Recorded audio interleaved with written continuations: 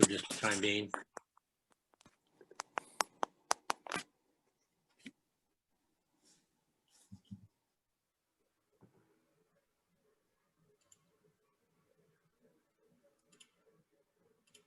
Hey, Kathleen.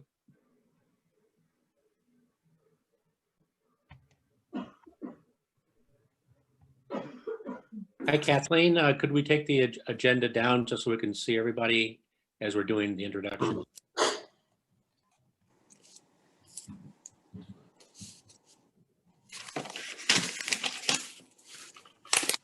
Something's wrong here. Oh, God damn. I got something wrong here. I gotta go out. Okay, Phil. Colleen, Yes. I was suggesting that we take the agenda down. It's showing on my screen right now. Okay. So there we go. That's better. Yeah, thank you. Thanks, Kathleen.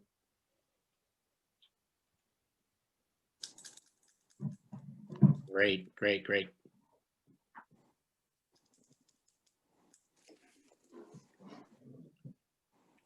Give it just a few Getting moments. room.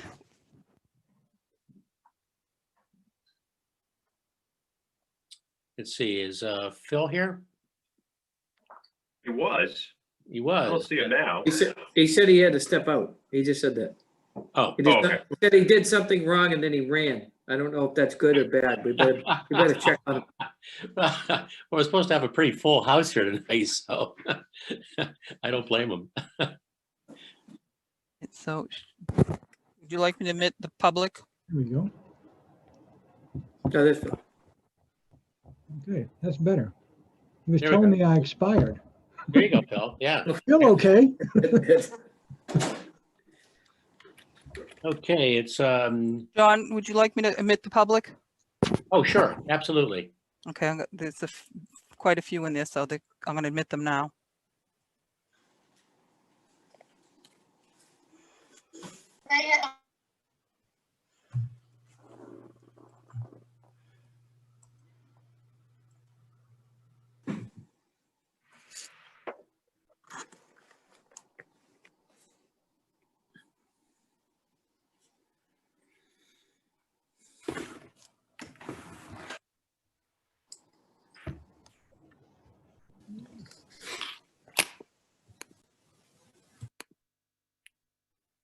Have we got everybody? One more. Okay.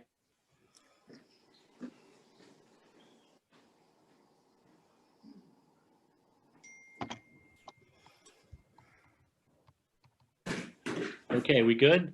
I believe so. Okay, good. Well, let me just say I'd like to welcome everybody to this joint meeting of the RMLD Board of Commissioners and the RMLD Citizens Advisory Board. I'm going to call the meeting to order for the RMLD.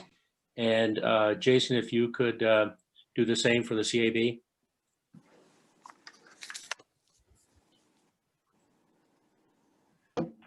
At this time, I'd also like to call the meeting to order for the Citizens Advisory Board. Excellent, thank you. As usual, well, first I'd just like to welcome everybody and say what a wonderful day, and hopefully everybody's been staying safe and sane. We usually start with some opening remarks, which I'll read here. This meeting of the Reading Municipal Light Department RMLD Board of Commissioners is being recorded via Zoom for distribution to the community television stations in Reading, North Reading, Wilmington, and Linfield. The RMLD Board of Commissioners recognizes the importance of hearing public comment at the discretion of the chair on items on the official agenda as well as items not on the official agenda.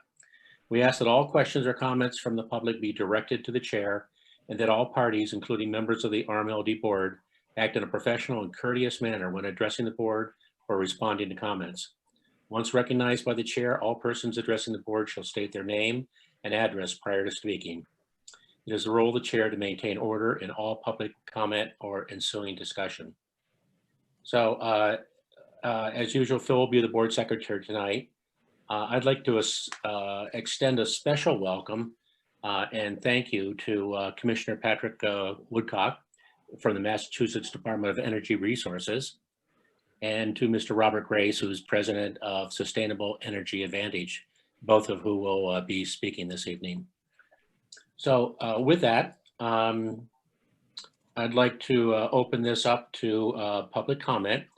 We're trying to keep it relatively brief tonight, so if certainly welcome to speak. And at this part of the meeting, when we get to Commissioner Woodcock's and Mr. Grace's presentation, a number of questions will be asked, but they'll be asked by the CAB and the Rmld commissioners.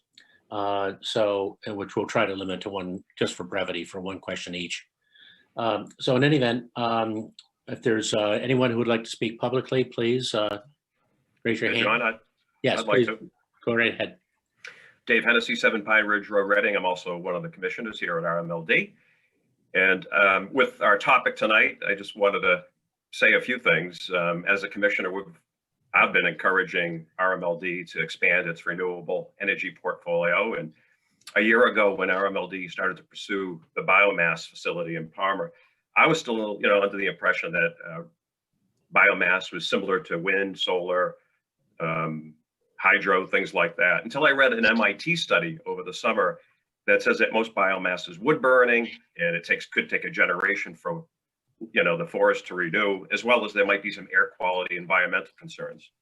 So I know there's a lot of people here tonight that know much more about policy and the science than me, so I really want to learn tonight. And lastly, I just wanted to say, if somebody is building a similar facility and planning to build one in Reading, I would want those regulators to ask the tough questions to make sure it was good for Reading. And I think we should do the same for the people in Palmer. Thank you, Mr. Hennessy. Anyone else care to comment? Yes, Ms. Haight. Yes, hi, good evening. Laura Haight with the Partnership for Policy Integrity. Thank you for letting me join you. I was hoping to be joined by a resident from Springfield, where the proposed Palmer biomass plant would be built, who could really talk about the personal impacts. Already, as you all have heard, there's serious air quality issues. Springfield has been called asthma capital of the nation, and now with COVID, there's even further concerns about any proposal that would further degrade air quality. But I just wanted to give a quick update on where some of the developments since the last meeting, which, as you may have heard, the legislature passed a climate bill, which did create a standard for MLPs. And that standard, they specifically excluded biomass for 5 years and required the Baker administration to conduct a health study as well as a climate study on the impacts. And I think that's a really important development, because there's been a lot of discussion about carbon emissions, and I could talk till you all pass out from boredom on CO2 emissions and, my organization's concerns about how they're calculated and competing scientific studies. But, you can't sort of wish away the air pollution from this facility. And it's a very big concern for the community. Also, Senators Warren and Markey sent a letter in urging the Massachusetts EP to revise or reconsider the permit. The permit, you might know, is almost more than a decade old, I believe. The legislature's bill was vetoed, but I believe there's going to be more. You'll hear about that. The Springfield City Council passed a resolution urging that this plant not be built, and also opposing the new RPS proposal by the Department of Energy Resources. The Attorney General's office, Maureen Healy, sent in detailed comments to the legislature, raising a lot of concerns about DOER's proposed changes to the RPS standards. My organization joined another letter. These standards are written in such a way that the Palmer biomass plant would be eligible to collect, to generate renewable energy credits for the power they generate. And it's a big concern. The delay, however, has taken place in those rule changes. There's going to be a couple more months before the new legislative TUE committee can take a look at them, and that will give us time to weigh in with comments on the Massachusetts 2030 Clean Energy and Climate Plan. So there's a lot of different things happening, a lot of attention, but I just want to say a lot of concern from the Springfield community. And we do appreciate your board looking at these issues closely. Thank you again for the time to speak. Thank you, Ms. Haig. Thank you. Would anyone else care to speak? I don't see any hands on my screen, so I'm assuming that we can move forward into the Citizens Advisory Board. If we have any comments from the Citizens Advisory Board this evening. There are none at this time. Thank you, Jason. Liaisons to the Rmld Board. I see Karen, you are here. Any comments? Hi, John. Thank you. I just wanted to let you know there are people waiting to be admitted into the meeting, and I don't see Tracy, so I know you guys usually let people in right away. But that's it. Thank you for asking. Oh, okay. All right. Yeah, Kathleen, if there's some additional people who would like to participate, please let them into the meeting. I absolutely. I'm not seeing anyone in the waiting room, but Sure. Okay, we'll just move let me forward see. then. I'd like to move on to Wait. the approval of the board minutes. Mr. Patino? I'm admitting others.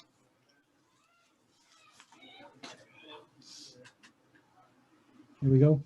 Ready again? The others coming in, or we got other people? Yes, there are others coming in. Okay, well, I don't know. We'll I wait till we get it, apologize. Okay, You know, just let us know when they're all in.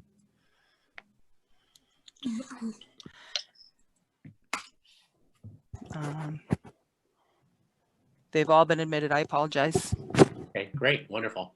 All right. No worries. right. Welcome, everyone. I'm sorry you missed the first couple of minutes of this, but if anyone has any public comment to make, we just had a few speakers. We're trying to limit it to a very short period of time because we want to move on to our guest speakers tonight. But if you have anything you'd like to add, please feel free to do it now.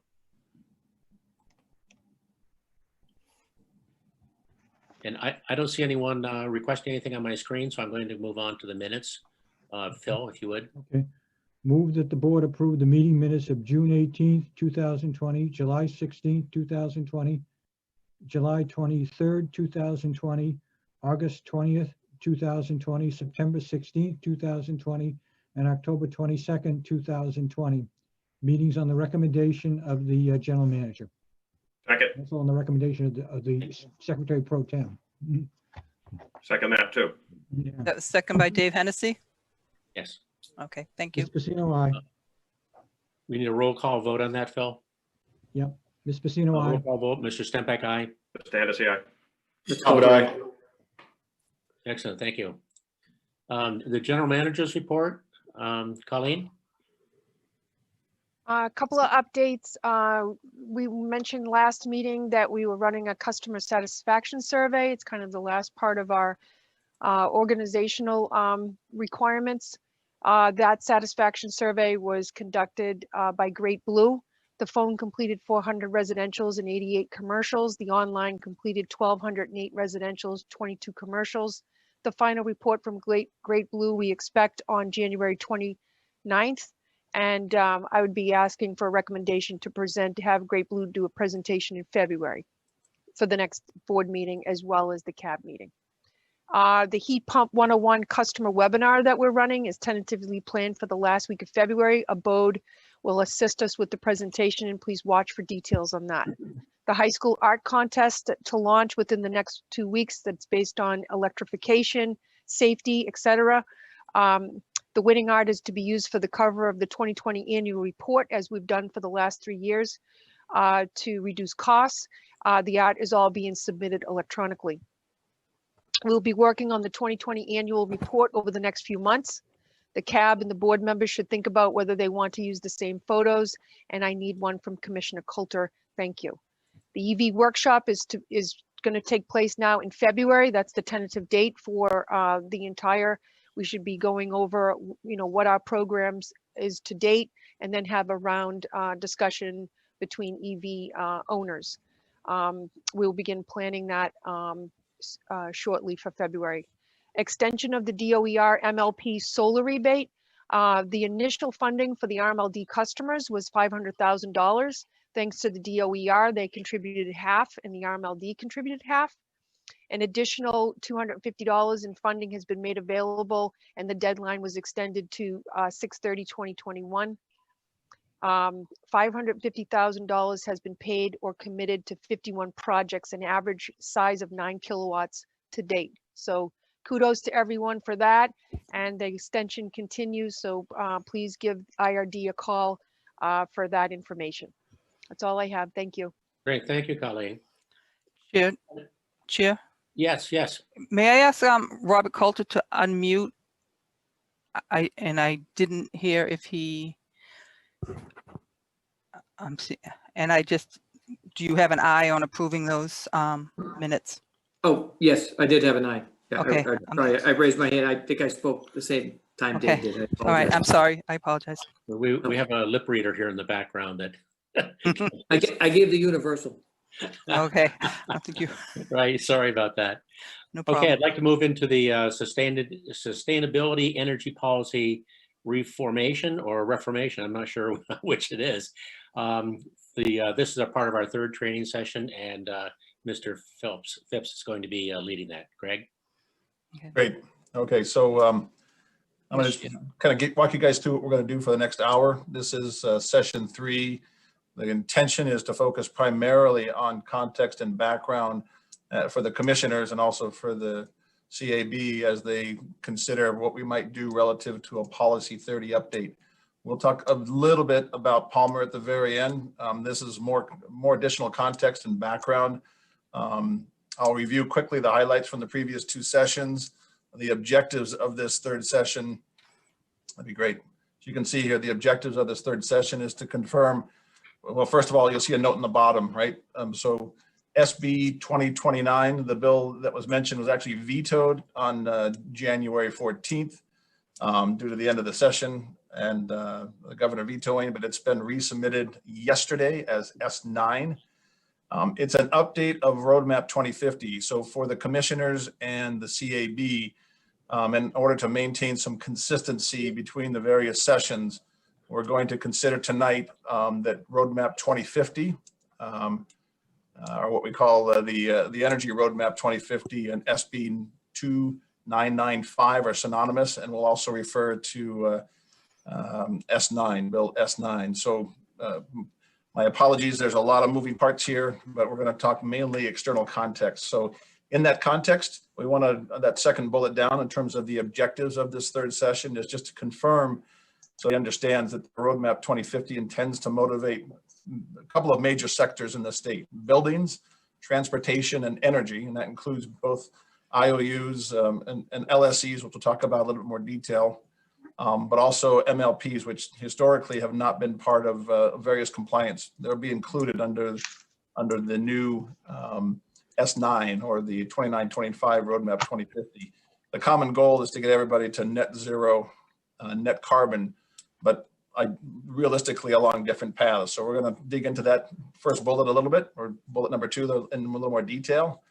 We're going to dig a little bit. Again, we're going to try and compress a lot into a short period of time, and we're going to rely on Commissioner Woodcock and Mr. Grace to help us understand some of these contexts and some of this background. But that third bullet is understand that regulations can be tailored to accommodate both the IOUs, the LSEs, and the MLPs, with the recognition that those different primary energy players run different business models. They're different size, different scope, have a different mission. So we're going to talk a little bit about that in the context of how you as the commission of RMLD think about updating policy 30.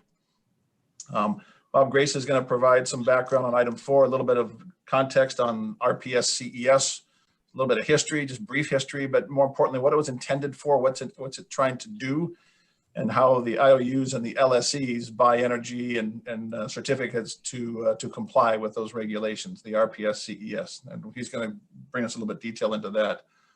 And then Commissioner Woodcock will also, between the two of them, will help us understand how Roadmap 2050, or now SB 2995 or S9 is intended to drive both the MLPs and the IOUs and LSEs to all of us along different paths to non-carbon compliance by 2050.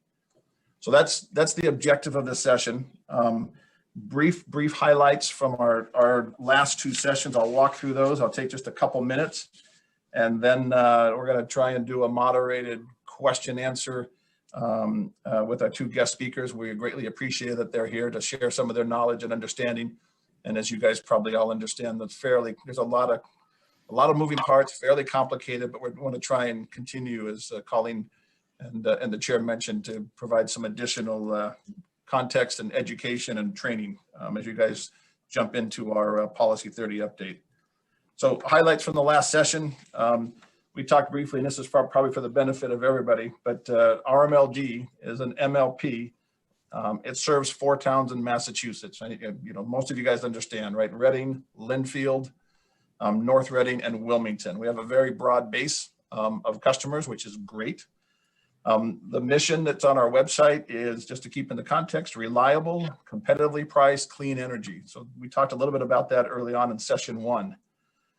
Back in 2012, Policy 30, the current version of Policy 30, which was sustainable energy, was authorized, and the focus was on renewable, as we talked about last session, renewable energy goals, and included some discussion about RECs. As a result, over the past 7 years, the RMLD team has built our power portfolio under this policy. So with the guidance and the guardrails, we built and we continue to build the policy, our portfolio under this Policy 30. As we talked about at the very end of the last session, the results, we are actually, as RMLD, ahead of our Policy 30 goals that were set back in 2020. Back in 2012, the goals that we set to achieve by 2025, we've already achieved. And we'll probably talk a little bit in the following discussions. We've done those with we call associated certificates. We talked a little bit about that, where the facilities that we are buying from, we were buying the certificates along with the power.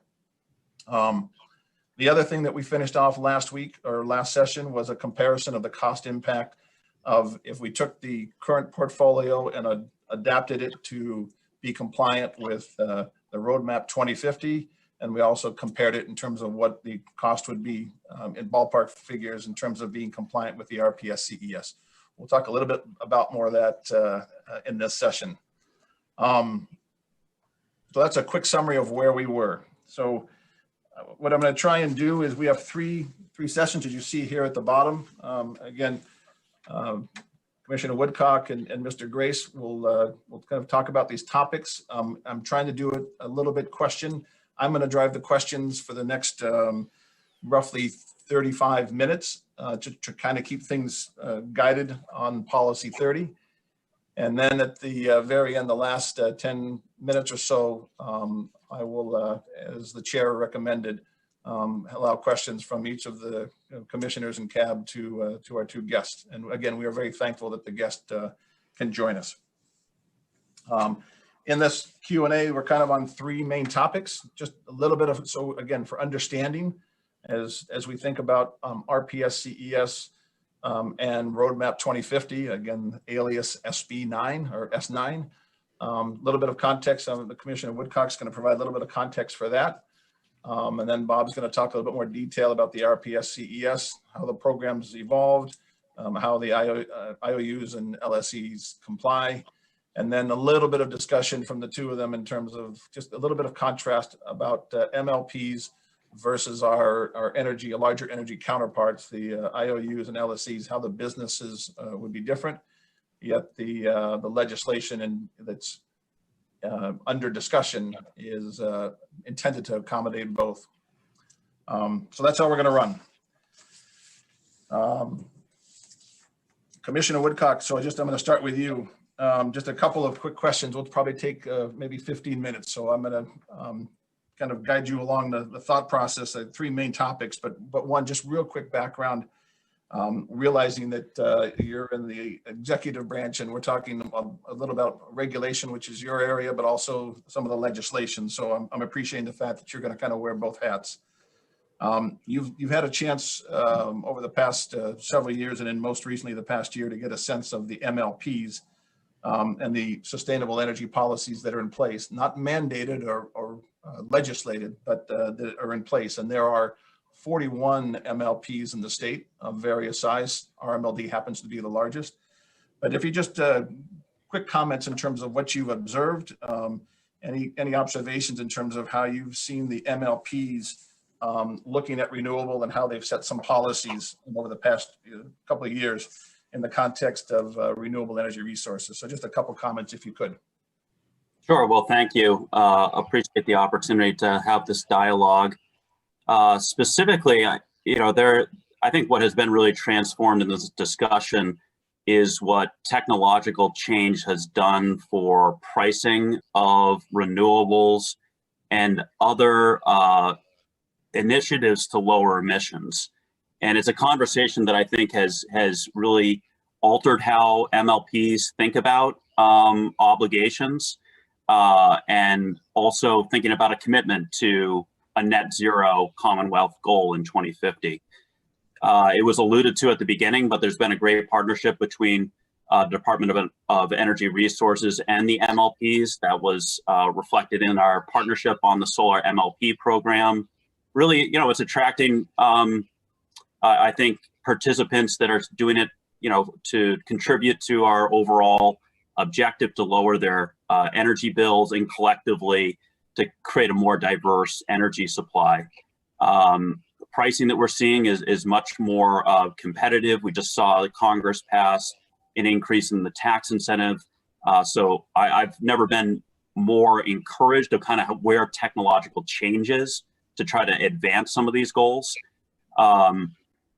I have noticed that there's more uniformity with the MLPs, I think, on the overarching goal to kind of get to 2050. I think the details and how MLPs will arrive at it is going to be unique to each community. I think the area that I see MLPs, and this gets into a little bit of how there's some distinction with the IOUs, you guys have an incredible amount of flexibility and implementation now, being able to pivot quickly where IOUs are governed effectively by the Department of Public Utilities and the legislature for procuring electricity. I know there's a lot of discussions on looking at offshore wind and looking at a scale that and in a flexible way that a lot of customers are unable to do. So there really has been a significant change just since I've been working with the Baker-Polito administration since 2017, and really look forward to partnering on some of the other areas beyond the electricity portfolio, but really electrification, getting into, you said the heat pump 101, tremendous opportunity for the Commonwealth. And furthermore, looking at the electrification of transportation in this next decade. So I'll pause there. And well, that actually is great. That kind of sets up the second related question, which is just as you think about both the regulatory and the legislative processes, and I'm kind of bringing it back for the commission and for the CAB. I'm loosely calling it Roadmap 2050, but SB, 2995. But it's our understanding, as we mentioned earlier, that the intention was to bring as you said, the Commonwealth. So buildings, transportation, and energy to a common goal by 2050.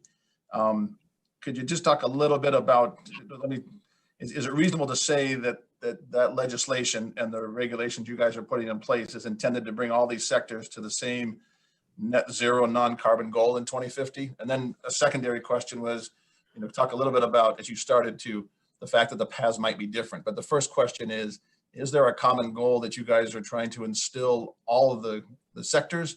And in the case of energy for us, MLPs, IOUs, LSCs to a common non-carbon goal. If you could talk a little bit to that, what the intention of the legislation is. Sure.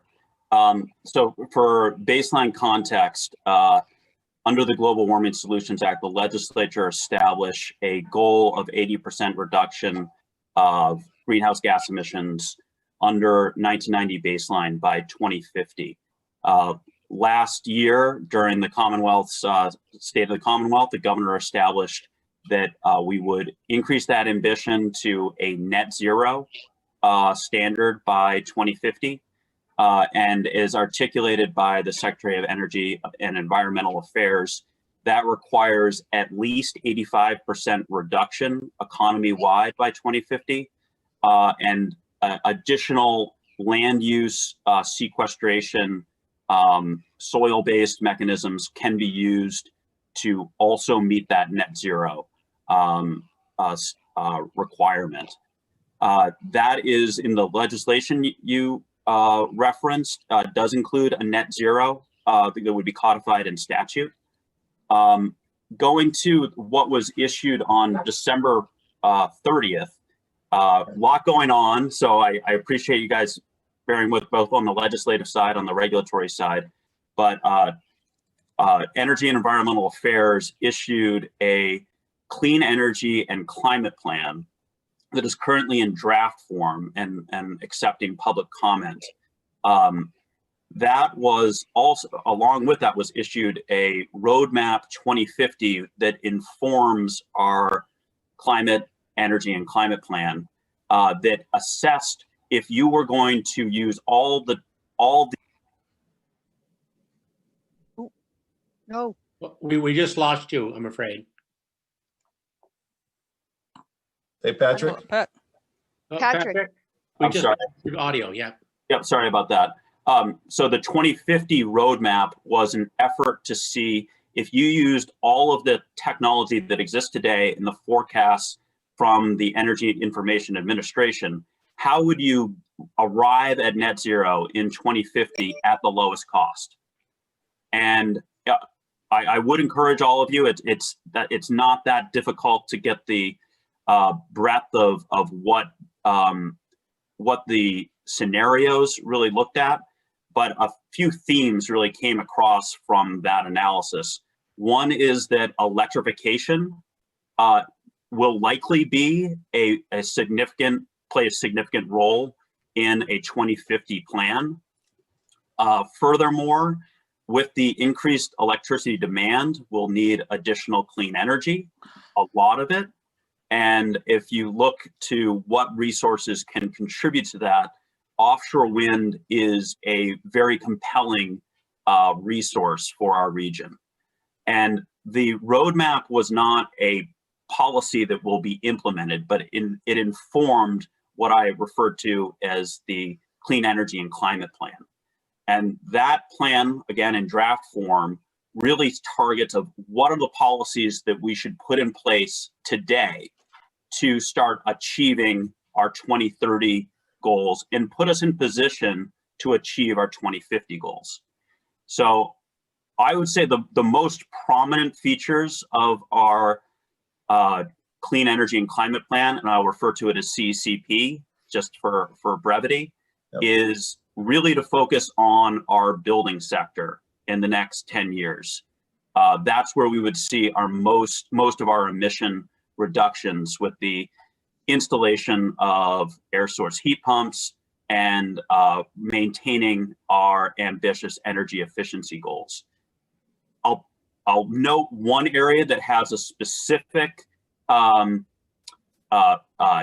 specific implications for MLPs is that it does raise the prospect of the Department of Environmental Protection under existing authority assessing a review of what is called the Clean Energy Standard and the Clean Energy Standard for existing resources in the next year, and assessing ambition for currently that covers investor-owned utilities, but it also references that it would assess whether MLPs should be subject to that regulation.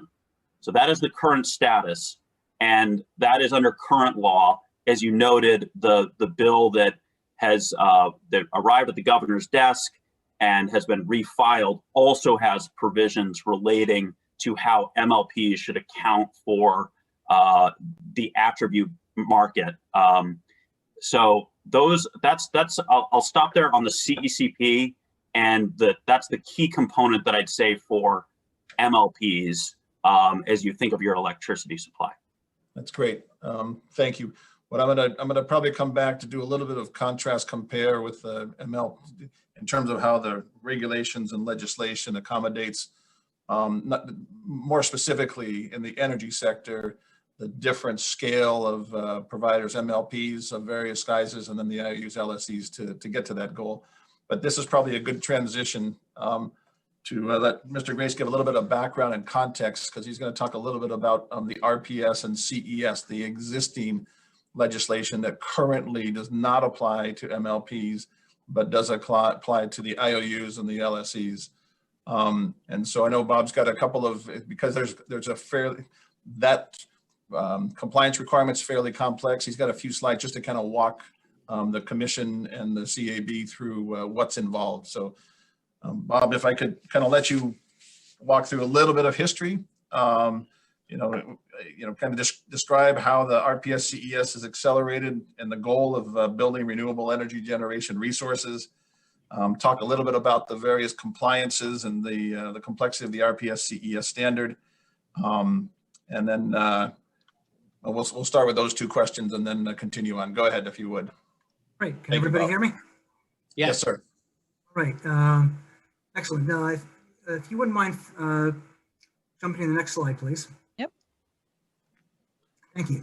So just to give a little bit of history of, I know we talk a lot about the RPS and the CES, and it's perhaps helpful to understand the context for where MLPs like Reading can and should go to understand how the investor-owned utility realm works, how we got there. So this first slide is just a quick summary, a brief history on how this evolved and why. It all started in 1998 with the Electric Restructuring Act, which introduced retail choice on supply. So the investor-owned utilities world, that vertically integrated world, evolved into load-serving entities, the entities that actually provide supply to customers, and the electric distribution companies, National Grid, Eversource, Fitchburg. A big part of that was mandating the adoption of the Renewable Portfolio Standard, or RPS. It was one of the first in the nation. And the key feature was that it required all retail sellers of electricity, who are often referred to as load-serving entities, to provide an annually increasing minimum percentage of their retail load with new renewable generation assets that came online or expanded their production after restructuring. Those were put into regulation in 2002, and after establishment of a certificate tracking system, the NEPOOL Generation Information System, as a means of tracking certificates for all generation, but specifically for compliance with the RPS. That started in 2003. Initially, it was basically the RPS. Now we refer to that as Class 1 because over time, a number of other things were added to it. Over the years, there were additional layers, new classes, eligibility tweaks, increases to targets. In 2008, the Green Communities Act started layering in support for pre-restructuring renewables, what now is referred to as Class 2, in two different categories, waste to energy and non-waste to energy. Support for targeted renewable generation types to jumpstart specific markets. Those are the SREC or solar carve-outs as part of Class 1. Creating means for funding additional types of resources to meet a variety of related policy goals. The primary one there of interest is the Alternative Energy Portfolio Standard. Along the lines, there have been changes to eligibility and rules to try to align the details with evolving objectives, and changes to RPS class targets, mostly acceleration, extension in time and acceleration of the rate of increase for the new renewables of Class 1, and some potential changes to price caps of some of the various tiers, something perhaps Commissioner Woodcock might come back and speak to at some point if it becomes relevant, as his agency has recently proposed to reduce some of the Class 1 alternative compliance payments or price caps.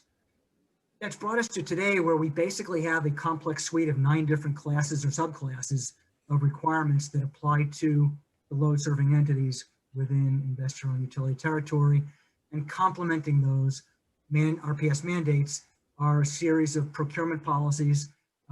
As Commissioner Woodcock had referenced, the offshore wind as an example, also what's referred to as Section 83D that was used for procuring large hydro, and the tariffs that are used for procuring solar under the SMART policies are examples of those. You could jump to the next slide, please. So what do those 9 standards look like?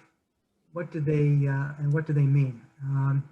So I'm not going to read through everything here and talk in the details, but the blue rows, basically the 2 tiers of RPS Class 2, waste energy and non-waste energy, as well as the CESE, which is run by the Department of Environmental Protection. They're all basically focused on maintaining the existing renewables and other non-carbon resources. So they generally have flat targets over time because they're looking to lock in and protect the discrete existing portfolio. The tan row there, alternative energy portfolio standards, that's really focused on supporting other technology goals. So that is creating a funding source for combined heat and power, flywheel storage, fuel cells, renewable thermal. The green rows are focused on increasing renewables. So we have the Class 1 RPS, probably what you hear about the most, and what we started with. We have the solar carve-outs or SREC, which were interim policies in effect to really stimulate distributed solar generation. We've gotten that to the point of being a relatively mature industry, and over the next several years, the SREC carve-outs will be phasing out, and that supply will become Class 1. So by the time 2030 is rolled around, there won't be an SREC carve-out anymore. And then you have the Clean Energy Standard, which is complex in many ways in that it wraps around the Class 1. In effect, Class 1 is a carve-out from Clean Energy Standard. So it incorporates it but goes beyond and creates demand for either more Class 1 supply or some other alternatives, like the large hydro under the Section 83D contract and some other low carbon supply. And lastly, you have what's highlighted in purple, the Clean Peak Standard, which is a little bit different from all of the others. It doesn't apply to energy per se, but it still has a demand that's defined as a percentage of a load serving entity's load. And the purpose of that is to stimulate resources and technologies that can supply electricity or reduce demand at times of peak.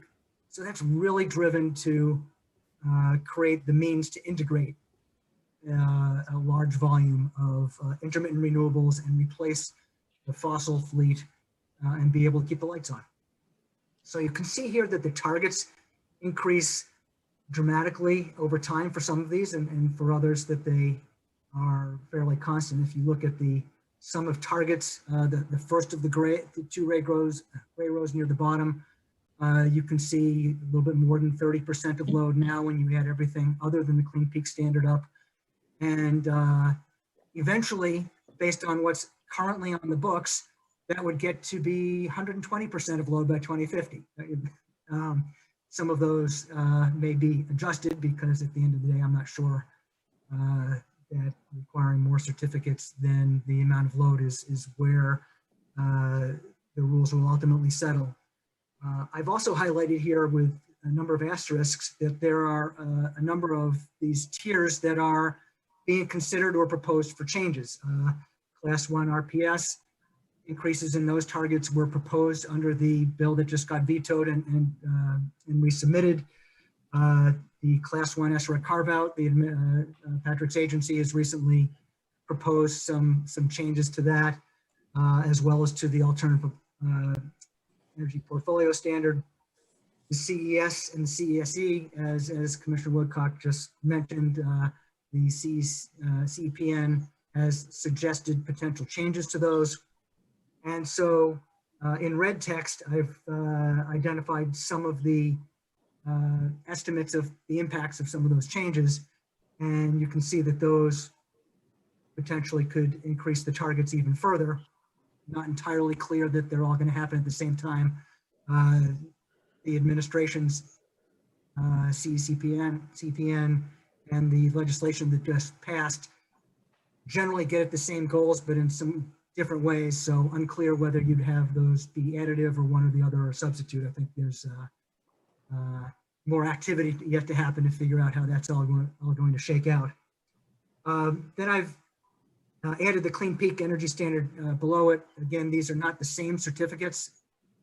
So it's the cost is additive, but it may not be an appropriate or realistic way to add them to the totals. But you can see if you add those, the targets add up to quite a bit more than 100% of load by the time you hit 2040 or 2050. We go to the next slide. So I originally had this animated, and as a PDF, the animation doesn't really play out well. So this bar chart gives you a picture of what the current regulations and laws would imply for each of these. So you can see at the bottom the blue and green and brown, which represent the class 2 RPSs, the Clean Energy Standard, and the APS stay relatively constant. The growth generally comes from the class 1, which is yellow, and the CES, which encompasses the class 1 and goes beyond it. That's the gray on top of it. And then the empty boxes on the very top represent the Clean Peak Standard. And you can see here by roughly 2040, the totals of the portfolio standards other than the Clean Peak would be expected to reach roughly 100% of load.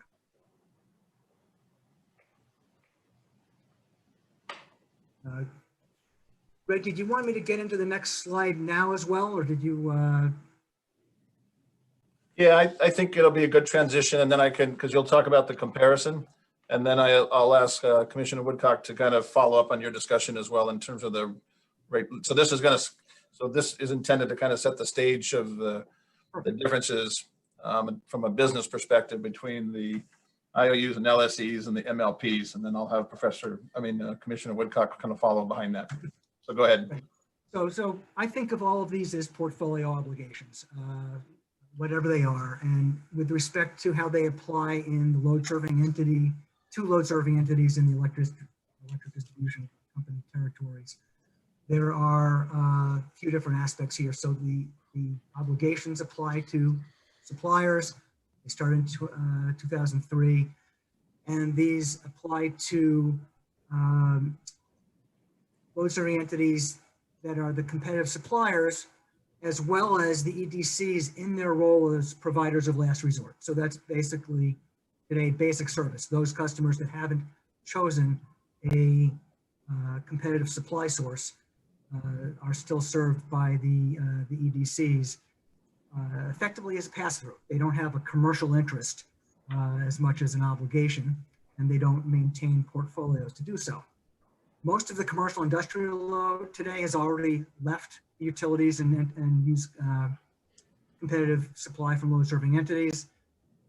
Historically, most of the residential and small commercial and industrial customers have not taken competitive supply. They have been on basic service until recently. There's been a big boom in community choice aggregation, started throughout, I think it was something like 140 of the different municipalities in the region, and very recently, Worcester and Boston, the biggest of them, have launched community choice aggregation, many of which incorporate a standard offering that includes renewables in excess of the minimum standard. In any event, this is an opt-out aggregation, which is going to lead to the majority of supply being through competitive supply, and utilities ultimately having a very, very small role in terms of meeting the obligation. So the implications are that load serving entities generally have no long-term customers. Retail supply tends to be 1 to 3 year contracts and get churned and get swapped back and forth between other competing suppliers. So generally load serving entities don't maintain portfolios in the same way that municipal light plants do. There's no legacy supply and they're limited long-term portfolios. Compliance is generally met through purchases of renewable energy credits or certificates from eligible renewables. New supply still needs to be stimulated. RPS alone has generally proven to be inadequate by itself to stimulate that type of investment in capital intensive long-term resources.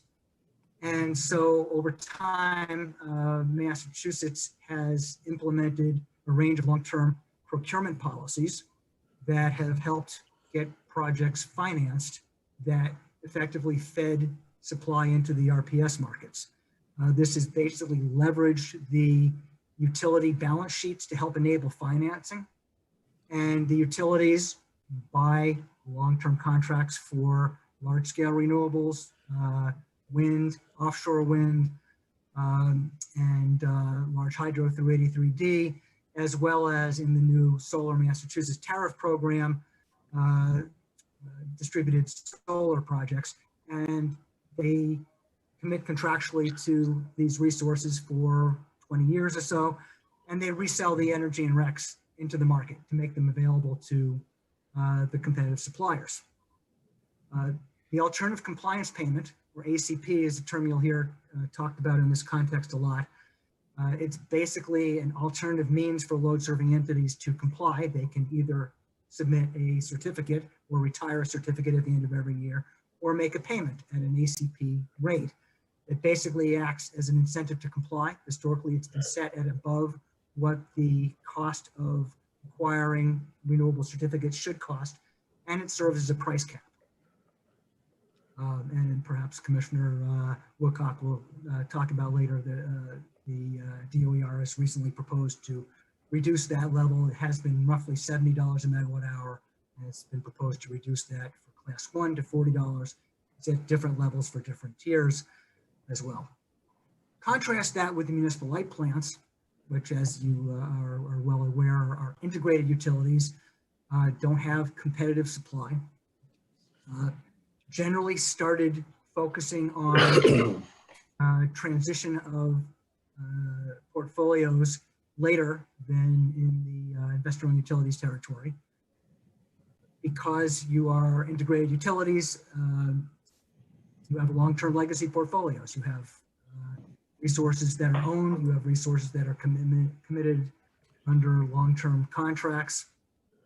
And because of the stability of your customer base and the financeability of your commitments being backed by the assets of the wires and the credit and faith of the towns, you have the ability to commit to long-term supply that can enable financing. And that's really important in the clean energy space. So to conform to portfolio obligations with different eligibilities than what you have as resources already in your portfolios, you would need to shuffle certificates. You would need to potentially sell some that aren't applicable to the obligation or the policy that applies to you, and buy some others. An important last point here is that MLPs are ultimately accountable to you folks here at the board, the ratepayers and the town boards, which suggest a few things, that there isn't necessarily a need for a punitive level of penalty for a shortfall in meeting the laws and adopted policies. Having a ACP at a higher level is more meaningful in the competitive realm than in a realm where there's more self-policing and full responsibility, where the governance is potentially sufficient incentive to stimulate best efforts for compliance. So the point. Hey, being- Bob, let's pause here. I want to transition back over. I think what you did a good job in terms of providing some background of RPS and CES, the complicated nature of it. And this slide set the stage in terms of the inherent business differences between IOUs and LSEs and MLPs. And so I want to just shuffle back over, or transition back over to Commissioner Woodcock, and just have him, Commissioner, if you just talk just a little bit about the some of the key structural pieces that have, you mentioned earlier that both groups, the IOU, LSEs, as well as the MLPs, they're all going to be held to a common standard by 2050. But the S9, or what we were calling earlier Roadmap 2050, and S2995, but how the combination of regulation and legislation, A, will bring the MLPs into some level of compliance, and B, accommodate the fact that they're different businesses. Can you talk a little bit to that? Yeah, I'll certainly try. Maybe I'll give an example right now of how the regulatory context works for the investor-owned utilities. Oh, please. So give you an example, when we, and DOER, along with the utilities, conduct a competitive request for proposals for offshore wind. And in that review, we receive competitive bids back, and we assess as a bundled product the attributes, so the environmental attributes associated with the generation. So that is all of the 9 different attributes that Bob mentioned, and also the energy.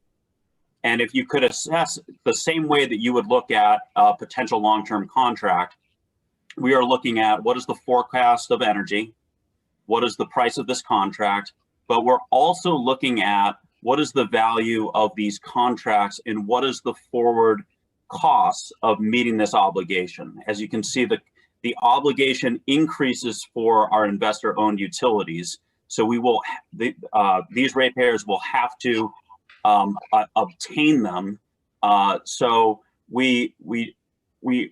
and as a result, unlike the investor-owned utilities right now, the MLPs will be looking forward under existing law, really at just kind of the energy and your own commitments, right? There's no statutory or regulatory requirement.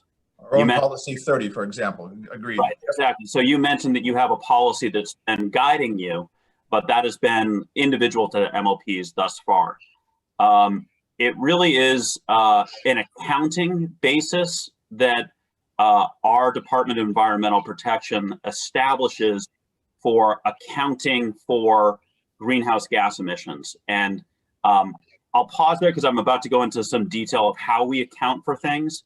But really, the current methodology is looking at the environmental attributes that we have as a total Commonwealth that we retire in the state. We count that as a zero emission bid, even if those generating facilities are outside the state. So if we have a contract with a solar farm in New Hampshire or a wind farm in Maine, and those attributes are coming back to Massachusetts, we can account for that within our portfolio. So the real central issue is that we don't want to allow double counting, and that's embedded in our entire NEPOOL GIS system. So you know, the idea long term that I think MLPs and the Commonwealth are going to have to work on is how do you align our current DEP inventory with what the MLPs are doing, so we're all. We lost you Lost again. you again. Yeah. Sorry. Ultimately in 2050 that we can establish that the MLPs have contributed proportionally to meeting the net zero targets. Good. Thank you, Commissioner. There's a lot more detail that we can go into. I think before we talk we just want to take just a couple minutes at the end to talk a little bit about the biomass. But before we do that, John, as chairman, do you want to just take a moment right now to allow the commission and the CAB to ask just one question each to our guests? Sure, I don't see why not. And then maybe we could deal with the biomass issue, although they may be intertwined as well. Yep, So that's fine. Yep, if you that's great. wouldn't mind, Commissioner Woodcock, we've got members from the Citizens Advisory Board, as well as 5 members from the Reading Municipal Commissioners that may have questions, and if you would be open to accepting them. Sure, that'd of be course. great. Would anyone like to start? And Chairman, and just as we get started, there's a large group of us, so short answers and basic questions if we could, to the extent possible. Thank you. Go ahead. I'll be happy to start, Mr. Chair. Yes, go ahead. Thank you. And I do appreciate the need for brevity. These are complicated matters. And so, we've had a good hour-long presentation, so maybe it'll take just a little bit longer than a minute or two. I'm very appreciative of the efforts that have been made on both the business side and the regulatory side to try to help the MLPs, have some good standards. The concern arises when rules and regulations, and I have a question coming after this, are relaxed in order to do that. It's going to come up with the biomass, but the biomass regulations in the RPS have been significantly weakened. And I'm just going to quote from the Attorney General, who says, Commissioner Woodcock, that they contain, that those regulations contain numerous provisions that may increase, not decrease, greenhouse gas and other harmful pollutant emissions, and that the analyses purporting to support those regulations appear to overlook important considerations, make unsupported assumptions, reach dubious conclusions, and show that the regulations may indeed have troubling emissions impacts. And it's the relaxing of those rules that enables a facility like Palmer to develop a business case, because they can sell the power to us and then we get credit for non-carbon emitting under this climate bill, and somebody else can buy the RECs. And so there's cash involved too. So that is sort of a form of double counting. My question is, how did it get to the point where anybody on Beacon Hill thought that municipal light plants actually wanted these things to happen with respect to biomass? I've heard that said quite a bit by a lot of people who are knowing what's going on up there.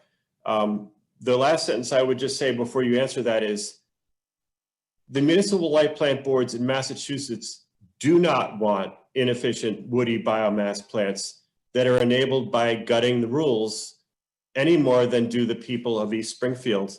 And I think the proof of that is that only a handful signed contracts with this. In our case, we're taking a second look at it. I think we need to take biomass out of the refiled climate bill so that we're not kidding ourselves, or our kids, that this is non-carbon emitting. And Governor Baker has said he wants data-driven policy.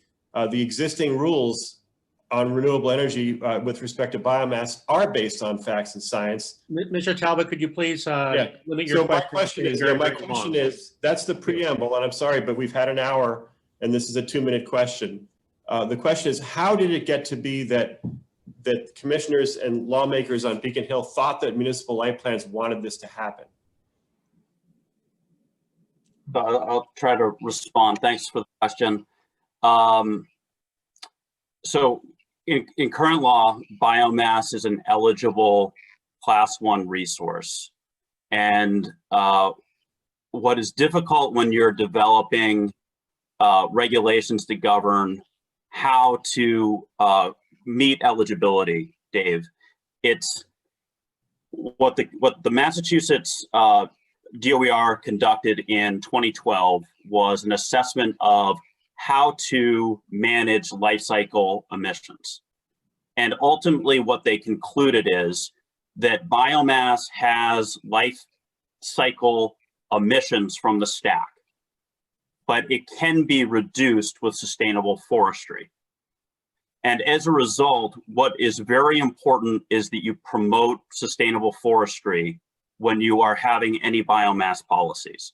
And that's pretty logical that the emissions would go up if you clear cut a forest and do not have the photosynthesis process for the regrowth of that forest. So as a result, the Manomet study suggested that we really promote the type of biomass that one, the entire forest has to be independently verified that it is being sustainably managed, and two, that we promote the type of biomass that is a waste stream. Right. This is promoting the use of sawdust, wood chips that would otherwise go to landfill. So I understand there's we've received a lot of comments on the regulations. We certainly tried to do our best to manage promotion of biomass that is not promoting unsustainable forestry. That cannot be done.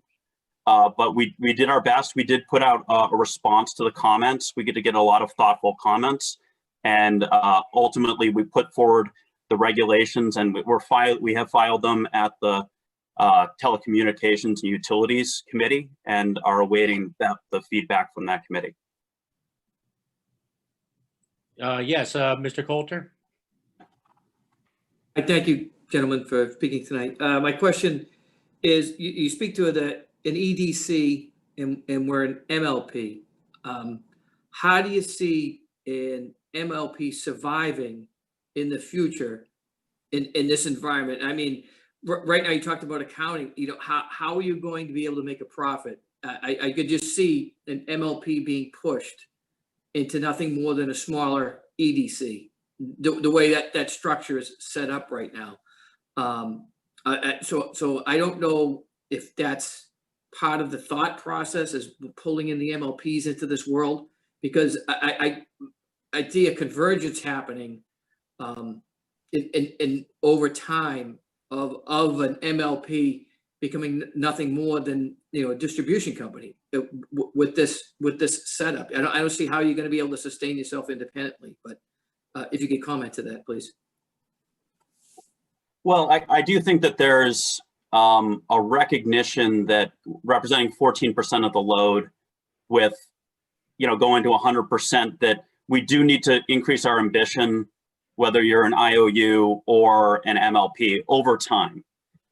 I think what we're trying to do as an administration is recognize that, one, you continue to have basically a vertically integrated utility, that it really wouldn't make sense to require you to enter into long-term contracts in the same manner that we require the investor-owned utilities.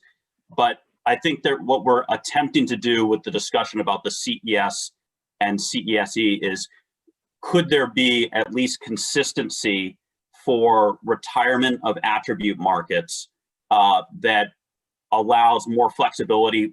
CES includes and CSE includes nuclear, hydro, a breadth of different resources. And ultimately, I think the costs are coming down for these resources. So I do hope that this is not something that is punitive over time, but meets the ambition that we require, but allows the flexibility for the MLPs to meet it. So, but to answer your question, all of these are, we have a draft CECP, we have legislation that's pending. So these are discussions that are occurring really right now about how MLP should fit into a net zero context. Thank you, Commissioner. Do we have any other questions from either board? Yes, Vivek, please. Yeah, hi. This is a question. I guess it'll go to Bob Grace. So Bob, you showed we lost your audio. A lot of different choices for building out. Sorry, can you hear me? No, only now can we hear you. I think you need to hold it close. Sorry. Okay, all right. Sorry about that. So Bob, you talked about several pathways to build up to net zero, or even possibly beyond net zero, right? So if you look at that in that projection, how much of that is based on biomass? I mean, if you really look at biomass, we're saying that the biomass has to come from waste and wood chips, right? And it's not to be, so there's a finite resource. So how much of this plan that you show actually talks about biomass? Do you have any idea? Sure. So For Massachusetts? Mhm. So the important point here is that each of these tiers has a target, a percentage of load, and a set of potentially eligible resources. Biomass is one of 10 or 11 different types of resources that could be used for meeting class 1. In Massachusetts, very little biomass has been used or historically has been part of the total. Class 2, technically, non-waste energy allows biomass. I don't believe there's any class 2 that's currently certified. It's currently met almost entirely by legacy small hydro resources. Biomass would be eligible for the CES. I'm sorry, for the yeah, would be eligible for the CESE if it had less than 50% of the emissions of a natural gas combined cycle plant, which without sequestration or without having a very low carbon fuel cycle using entirely waste, probably couldn't meet that.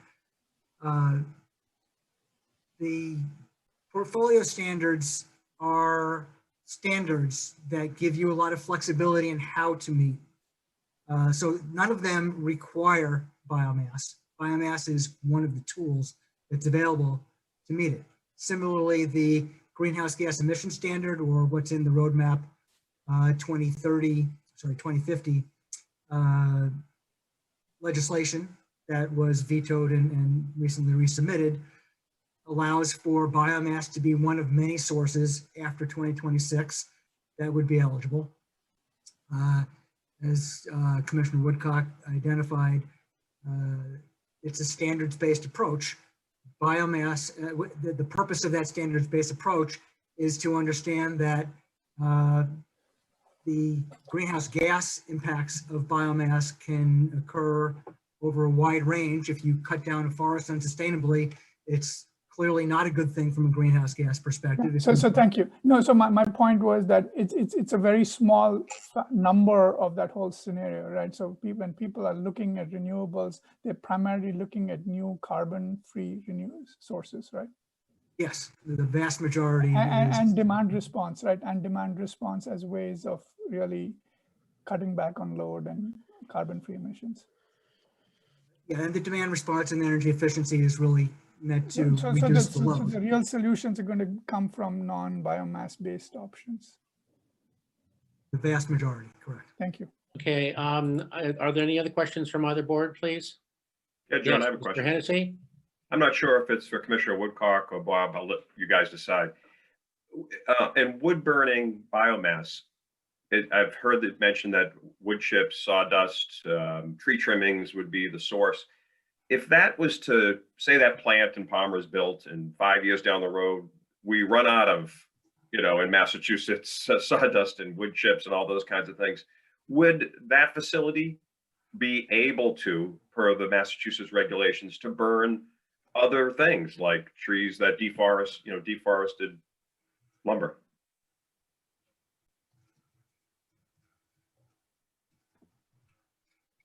Sorry, I didn't quite catch the part of that there. So you're saying that there could be a potential for a change of what could be combusted in the facility? Yeah, I was wondering, is it written that it can only be wood chips and things that have been used for other products? In other words, tree trimmings, or could there someday be the ability to deforest, to use that as the raw material at Palmer? So, under our current regulations, it requires that it would have to be 50% less than a combined cycle natural gas facility. And so it would take a regulatory change, and furthermore, there is some statutory restrictions of what the department can do. For the specific language is using advanced technology to and promote, I believe, greenhouse gas reductions. So there would have to be kind of a determination that the regulation should be updated to reflect change. There is some discretion to the Department of Energy Resources. That's really what's reflected in what we proposed, but there are some statutory restrictions.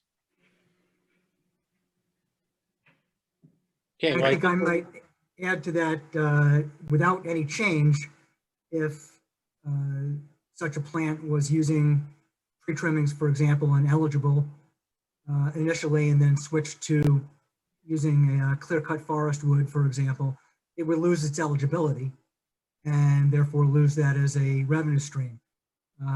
Without that as a revenue stream, we've done a lot of analysis of these types of plants. It would be far more expensive than most of the other alternatives. It would really be difficult to operate profitably. One brief follow-up on that is, how do you know what's on a truck coming from New York State, New Hampshire, Vermont, or Connecticut? I think your resource study that we have posted on our website says that the supply shed might have to be as much as 160 miles or 169 miles from the plant. How do you know what's in those trucks from other states? Yeah, there is a required that they certify and that it is independently verified that the forests are being managed sustainably. Now, I'm not going to say that could there be efforts to try to avoid our regulations. We do put pretty significant restrictions on requiring that they meet these standards, and they would be revoked if they are not applying to the standards of our regulations. The Attorney General. Okay, I think we've come to the end of our time here with our expert guests. Thank you so much for participating, and you've given us Mr. Chair, I just wanted to answer that comment. Thank you very much, Dave. You've had 3 questions now, and I think it's time that we move on because we've got more of the meeting left here tonight, and I don't want to overburden our guests with many additional questions. But thank you, Commissioner Woodcock, and thank you, Mr. Grace, for your presentations this evening. They've been excellent and provide a good foundation for our discussion moving forward. Thank you again. Thank you. Thank you. I'd like to move on now to the financial report. Wendy? Good evening. I'm going to share my report here. Okay, so we just wanted to do a real quick update for you. So the financial review, the financial highlights. Can you see the screen changing? Yes? Yes. Yes. Okay. Yep. So just want to make sure there's no glitches here. So the financial highlights, in December, we had some payments that went out, the pension obligation transfer to the Mass Municipal Depository Trust on 12/16 in the amount of $2.1 million. The Town of Reading payment, the return on investment, the agreed upon amount, half of that payment was made on 12/29, $1.2 million, and the 2% net plant payments based on the kilowatt hour usage by town. On 12/29, payments were made to the Town of Wilmington for $440,000, Town of Reading for $165,000, Town of North Reading for $146,000, and the Town of Lynnfield for approximately $52,000. So as we've been going through the COVID situation, I've been talking to you about aging, and why it's so important is, sales keep coming in and that's fine, and we can see how we're doing based on kilowatt hour usage. But the real measurement is how we're bringing the cash in the door. So we have worked tirelessly with our customers to create payment plans, put them on a budget billing system. Anyone who has a hardship immediately calls us and we work with them. So we have, as you can see, this orange line here, we have really improved since October, working with our customers and bringing the payments in. And with that 30-day success, they also get to take advantage of their prompt payment discount. So we're really proud of that. And also just as a 90-day outlook, and that kind of levels out all the timing of the payment plans and the budget billing. Also, we've come quite a ways from October when we were seeing quite the dip there, and we're back up at 96%. So we really worked hard to get this under control and work with our customers to provide the satisfaction that everybody expects from the RMLD. And Mr. Chair, can I ask a quick question of Wendy? Yes, please go right ahead. Yes, please, Dave. Wendy, I'm surprised, it bounced back almost to what you've had for the last few years. And what do you attribute it to being able, because I know there were a lot of people in our 4 towns are probably struggling a little bit financially because of the pandemic and job loss and things like that. And I'm just wondering, why do you think it's been able to bounce back? I think it's the communication that we put out there from our customer service team and our credit and collections team, along with the billing team as well. We've communicated to the customers that if you have a hardship, it's okay, just call us up. We're going to work with you and we're going to try to make it, we're going to handle it together. So that's really what we've been doing. We've taken a lot more time and effort in this area to work with each of the customers that need the help. Thank you. So as you know, we've closed the year 12/31, and it takes quite a lot to finalize the books. So hopefully by March, we'll have a really good draft financial to present to you. Vivek, did you have a question on this area? You're on mute. Sorry, I didn't have a question here. I had a question which I asked earlier. Oh, okay, great. Yeah, Thank you. yeah. I'm sorry, I didn't see that. So John, just a question for you briefly. Are we going to have any more discussion on biomass today? No, we will not have it in open session. Okay, I thought like we were going to have because I just have one brief comment that at least as a CAB member, I just want to communicate. Please go ahead and communicate it. I mean, so it's intent was not to delve into it in depth at this particular. So it's just come to my attention that the town of the select board of Reading has sent a letter to the committee, I guess the TUE committee at the state, and also to the governor, asking them not to loosen the regulations for biomass plants.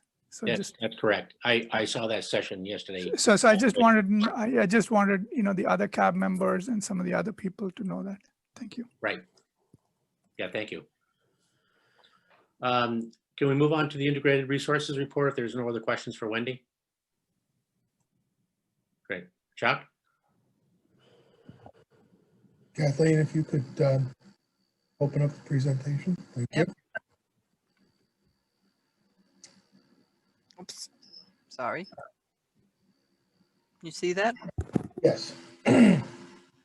So part of the regular report, we have tracked how our loads have done through the year.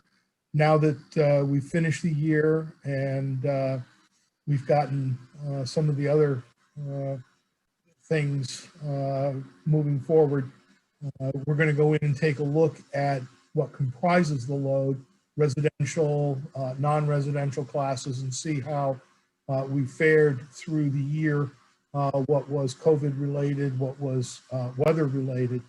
But as you can see, the 2020 actual loads fared a little bit better than 2019 actuals and about 3% below what was projected for 2020 in the E&E forecast. So all in all, I think we weathered things fairly well.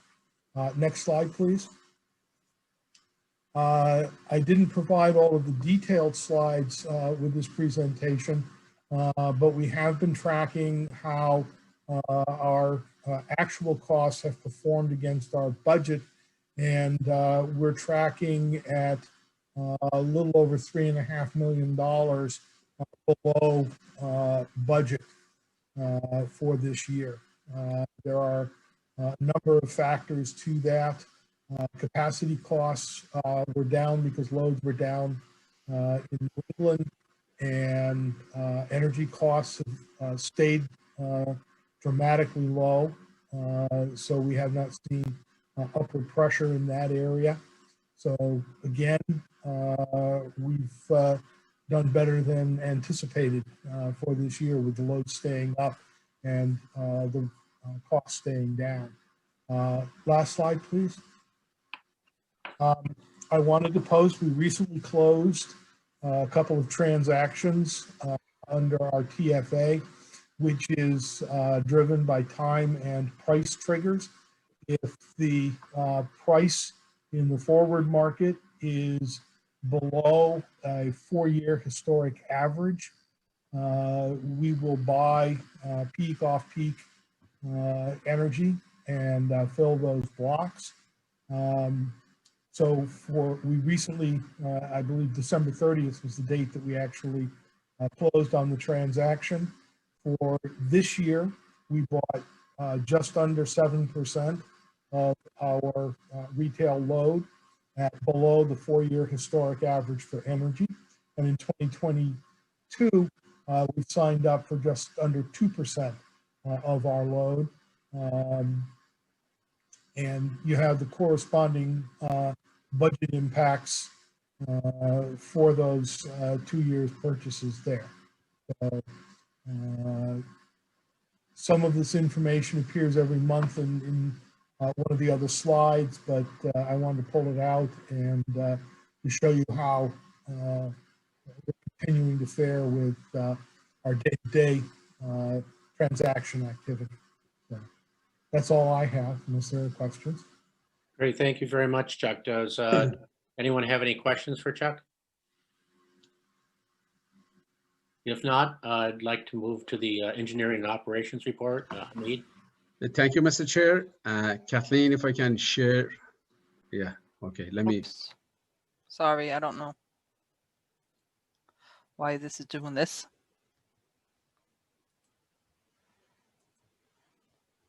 Yeah, sorry about that. Oh, you're going to be doing the slides? Yep.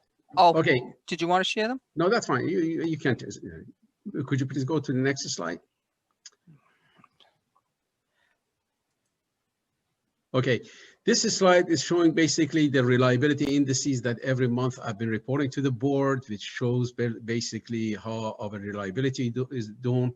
I'm glad to announce that, again, this year was another successful year with good numbers, and I'm expecting probably to get another award from the APPA on having a great reliability in the Northeast region.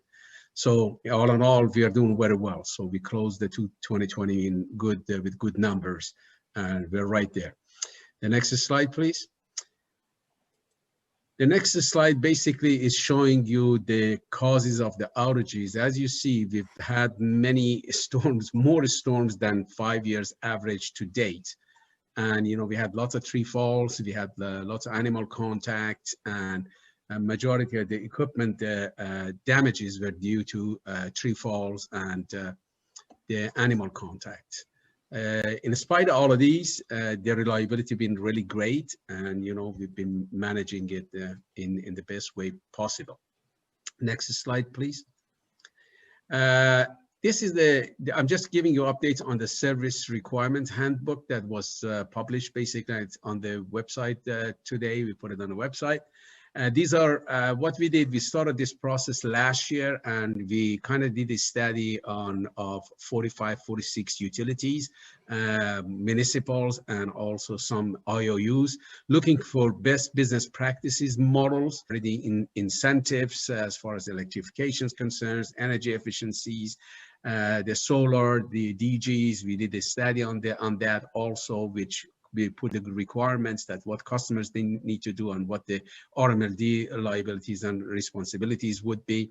On the primary metering, we have now new terms, engineering improvements that we made, lots of configurations, lots of tables and also the technical drawings and specifications that we put into that to make it more user-friendly. And we also talked about the distributed energy resources based on the study that, we recently did to show you that, what the process and procedure is. And it's pretty much user-friendly for the customers to follow those. The next slide, please. The service requirement handbook's key revisions basically on the URDs, there are no changes. The developers are still going to be paying for transformers, cable installations, including the terminations and elbows. For the non-URDs, which are industrial, commercials, and apartment buildings, Rmld has raised the level of the transformation that it would provide for the customers to 750 kVA. And the customers, to pay for still for primary cables and the labor. So this is actually moving, providing incentive for the customers, especially commercial and industrial, to move into our service territory. So it's going to be costing them less money to pay for the service. Which is a great incentive. Again, this was the result of the study that we did to see what is the best model to follow for, to follow based on the industry best business practices. And that's what we decided to raise that from currently, which was up to 500, not including 500. Now we raised it to up to and including 750 kVA, which is, it's costing the customers less money for transformation. For the primary metering, Rmld has multiple requirements, and we considered the customers that have only one account and not multiple accounts, one account and over 1500 kVA of load single or cumulative. That they're qualified, but it still requires the RMLD's discretion. We need to look at other parameters like the difficult to access, the long primary distributions and stuff like that, that is being reviewed by the committee.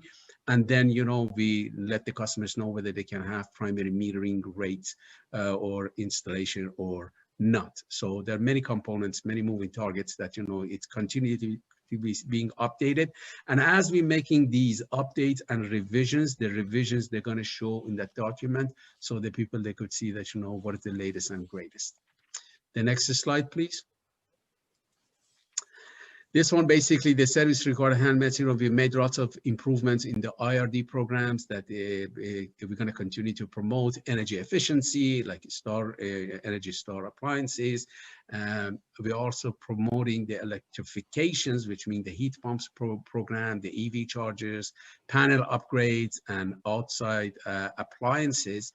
That we have a section there that shows basically what those are and how the customers could benefit from those programs. And again, we continuously, the committee is looking into the best utility business practices in order to update them, make sure we follow the, that model. The next one, I guess that's it. If you have any questions, I'll be more than happy to answer them. Great, thank you very much, Hamid. Are there any questions? Yes, Colleen? Yeah, I just wanted to add, thanks, the committee did a good job. This service requirements handbook has been on the website for many years. It's very comprehensive. It's very typical for large utilities to have these. John and Hamid had a committee to run through it, and we're going to continue to do that because as best utility practices change, we'll provide those updates. It is posted today. If you want to take a look at it. It is geared probably more towards developers and commercial. And Joyce is going to send out a press release on it as well. So pretty comprehensive, lots of stuff in there, and take a look at it. But nice work. Greg got posted today, right? Yes. Okay, great. Very good. Very good. Thank you, Mr. Chair. If I may, I'd like to take this opportunity to thank my assistant, John McDonough, also the committee members and IRD and everybody and Wendy's group, everybody, they did a great job to providing inputs and doing the research. It took us 1 year really to do the deep research to put this document together, but I think we got a great product that I think the other utilities, they're gonna follow our basically model. Thank you, Hamid. I'm very proud of this, that what you folks have done. And it's not just here, it's incrementally, you bit by bit over the last X number of years, just continue to make the RMLD a much more professional place to operate in. And I have to commend you. It's in every single area, whether it's integrated resources or in engineering or in the administrative area or in finance, all the areas have improved so much from 7 or 8 years ago that you wouldn't recognize the place if you had come in at that time. So my hat's off to every single one of you. You continue doing a fabulous job. Thank you, sir. Yeah, Appreciate and I'd it. second that, Hamid and John and Colleen on the engineering side. So many great things have happened. Getting the system back in shape. I don't think I've had my power out in 6 years. I like to hear that, Dave. Is that a good thing or bad thing? It's good. Well, it's good. You have solar, so you're not going to be out. That said, I think we have a motion as well, Hamid. Yeah. Thank you so much. I appreciate it. Yeah. Yeah. If you could go to that, appreciate it. Let me set You ready? Let me go to that. Okay. You good? Yeah, go ahead, please. Move that bid 2020-30 for Station 4 air conditioning project be awarded to Ambient Temperature Corporation for $104,600 pursuant to Mass General Laws, Chapter 30, Section 39M, right, as the lowest responsible and eligible bidder on the recommendation of the general manager. Second. Any discussion? Okay, do you want me to explain about the bid? Please, would you? Okay, this basically is the cooling system for Station 4, the control house. It's really running hot, and that's going to reduce the thermal capacity and thermal ampacity or current carrying capability of the feeders at that substation. So in order to prolong the life of the equipment, as well as improving the ratings of the cables and the getaways going out of the station, we decided to put this cooling unit, which is very sophisticated, and it's gonna, basically improve the overall operating conditions there. We sent a bid to 26 bidders, and only 2 responded. Neeland Construction Corporation and also Ambient Temperature, and the Ambient Temperature was the lowest responsive bidder. The Neeland Construction, it's a construction company, and one of the requirements for the bid was that you need to be specialized in HVAC. So that's why that you see that they didn't meet the requirements. And then, for 104,000, they're the lowest bidder anyway, Ambient Temperature. So the bid is being awarded to them. Just a little bit more, if I may talk about this project to see that, it's really complicated. It's not that, easy. It involves really the demolishing the existing pavement at the northern end of the control house, excavation and backfilling for below grade structure, installing a reinforcement concrete foundations for cooling unit, installing grounds and the grounding connections and everything to the station, setting the air conditioning unit on the foundation, installing the outdoor rated safety switch adjacent to the air conditioning unit, installing conduit raceway and routed toward the control house with suspended from the ceilings, and and installing dedicated circuit breaker and lots of electronics and everything. It's going to be, a controlled environment, and performing the final cleanup and also project closeout. So it's pretty involved. So it's not just the cooling unit that, it's going there. We got a good product. And I think you've convinced us. Is there any other discussion on this topic? If not, could I call for a roll call vote, please? Mr. Hennessy, aye. Mr. Stempak, aye. Talbot, aye. Mr. Coulter, aye. Off mute. Okay. Thank you all. Excellent. Thank you very much. Appreciate it. I'd like to move into item number 12, which is the discussion of whether to adopt the open meeting exemption under GLC 164, section 47D, in connection with the board's review of power supply matters. And what this refers to, and Colleen, please add in if you'd like, is the fact that we don't discuss power supply contracts in open session, because almost every one of these, we have non-disclosure agreements of some sort or form that don't allow us to review to basically the general public and or to their competitors who may be listening in as to what these things are. So that is the reason for this suggested motion. But Phil, if you could read it, then perhaps we could discuss it. Is Colleen got any addition here at this point? Oh, Colleen, do you have any addition? No. Okay, so why are we doing this? Explain to me why we're doing this. I need more clarification here. Chris, would you, Mr. Power, would you please explain, give a little more depth as to why we're doing this? Sure.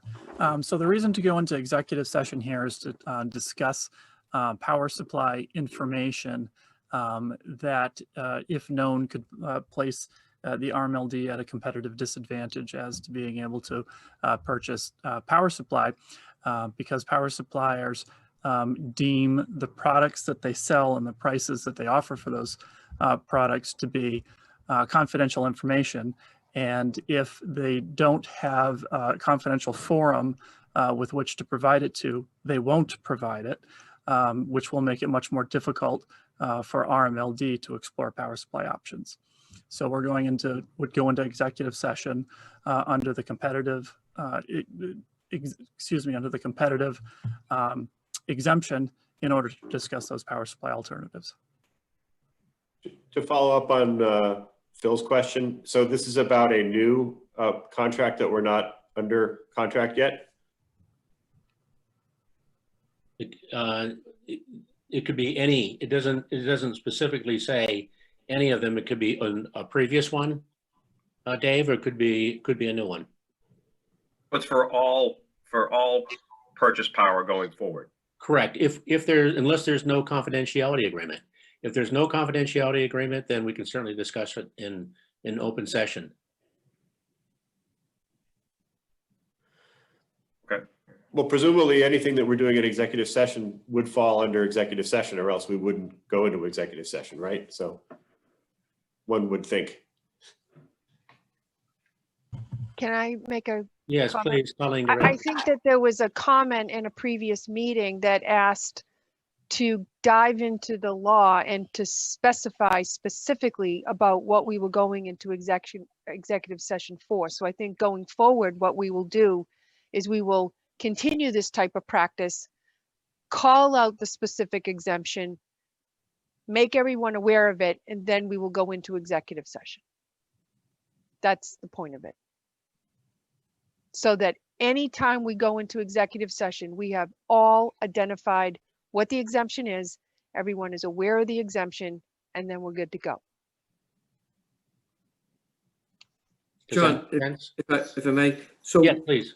Chuck goes over very frequently what our power supply makeup is and where our contracts are. And this is specifically on all new contracts, and then they'll transfer over, so Chuck will report on those new contracts. Correct. That's correct. That's correct. Yes. Okay. That's exactly right.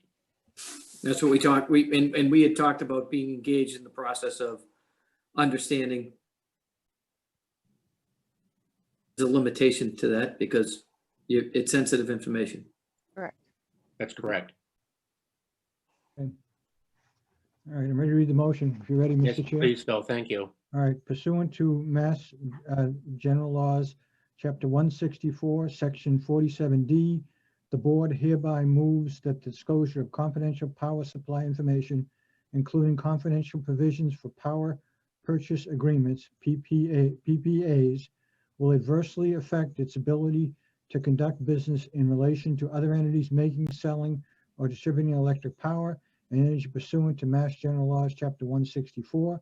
The board's review and discussion of PPAs and related information subject to contractual confidentiality obligations shall be exempt from the open meeting requirements of Mass General Laws, Chapter 30A, Section 20 and 21.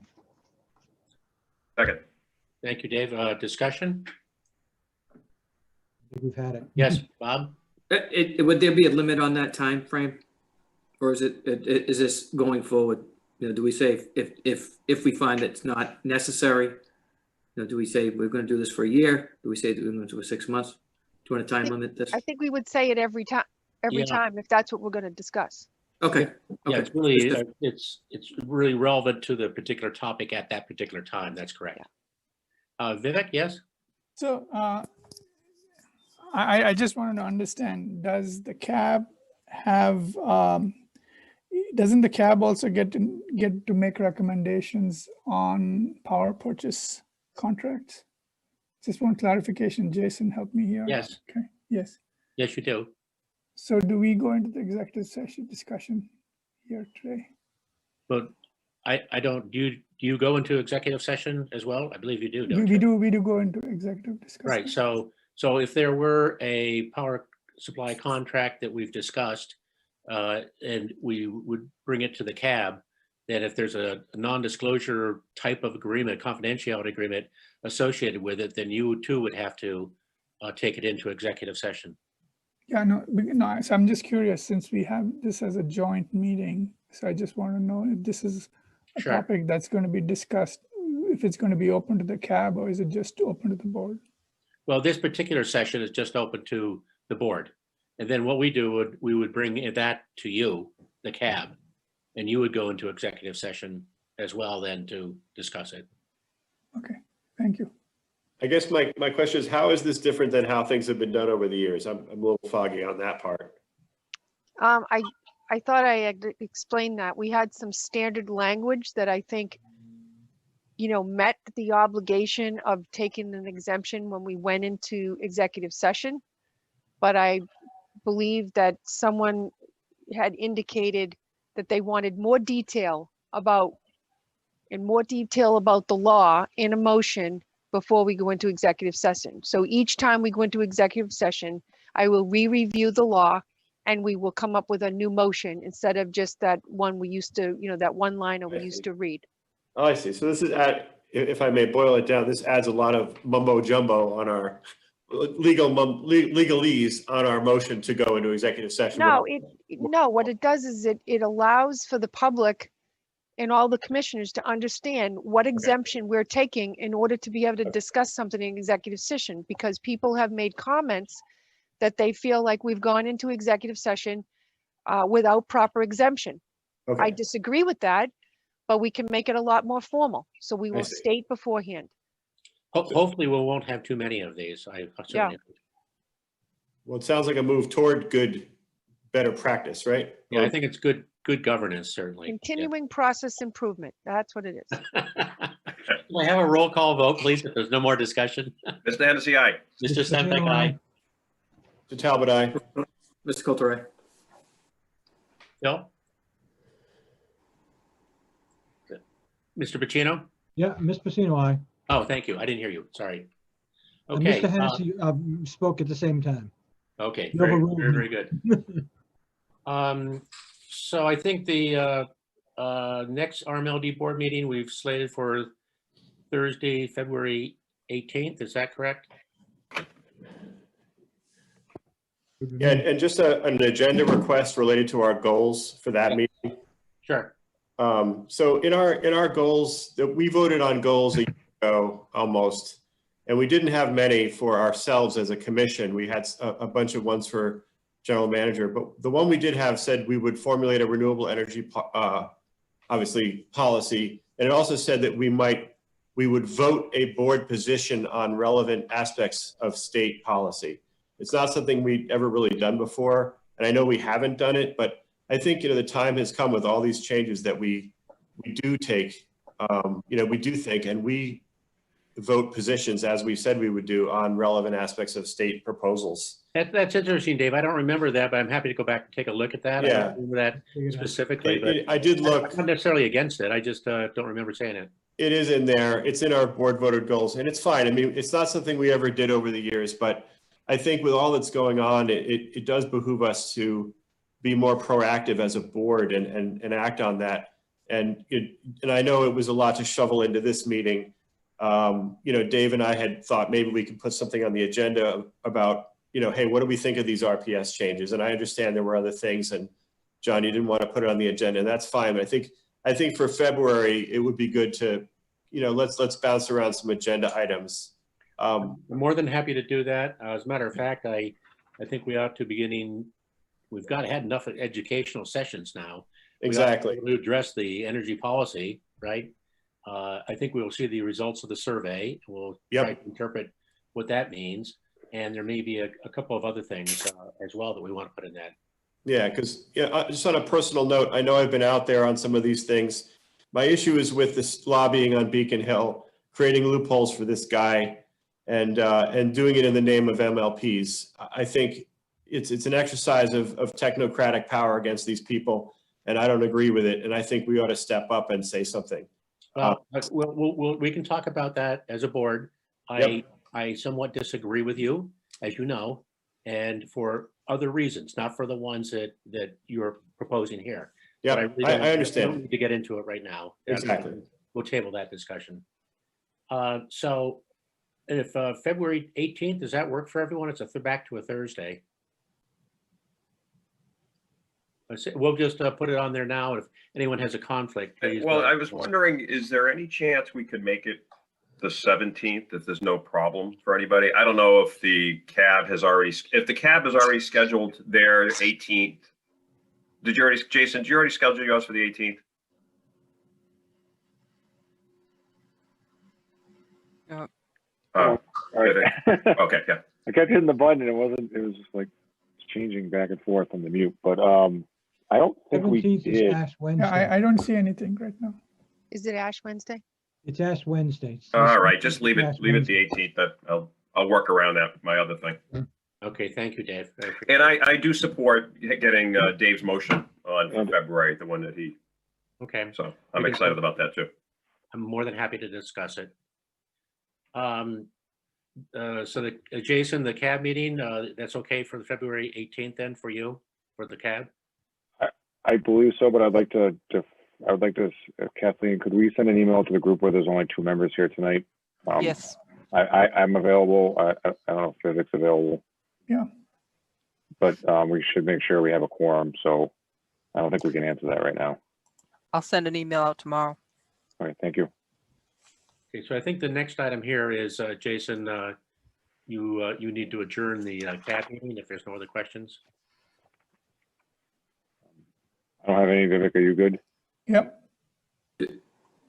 Quick, John, who should I attend that meeting? Are you slated to attend it? Tonight was my slated time. So. Oh, okay, then, sure, yes, why don't you do? Okay. That'd be great. Bob, you could have snuck out of that. Wow, you're a good guy. Expected you to. Kind of guy. You could have got 2 birds with 1 stone, and you didn't allow it to happen. You can hang out with Vivek and Jason. Why wouldn't you? That's what I said. Thank you, Bob, for stepping up. That's awesome. That's great. So right. Jason, if you go ahead, I'm sorry. Yeah, I was gonna go ahead with, I think, what you're gonna ask, and that is to adjourn. So at this point, I'd take a motion to adjourn. Okay. I recommend that we adjourn this meeting. All right, and then there's only 2 of us, so I also second it. And at this point, the Citizens Advisory Board meeting has been adjourned. Excellent. Thank you very much. Very good. Thank you guys for joining the meeting with us tonight. This was hopefully both educational and we've all learned something tonight. Thank you for having us. Thank you. So let's see here. I'd like to action item here, a motion, Phil. Yeah, move that the board go in executive session to consider the purchase of real property for the construction of a new substation in Wilmington and to discuss confidential, competitively sensitive, and proprietary information in relation to a potential transaction with an energy power supplier in connection with the purchase and sale of electric power and energy, and to return to regular session for the sole purpose of adjournment. May I have a second? Second, and that was exciting to hear it for the first time, Phil. Okay, can I have a roll call vote, please? Mr. Pacino, aye. Rebecca, aye. Hennessy, aye. Talbot, aye. Mr. Coulter, aye. Okay, we're now going to move into executive session. Thank you, everyone, for participating this evening. Thank you. Thank you. Thanks, everybody.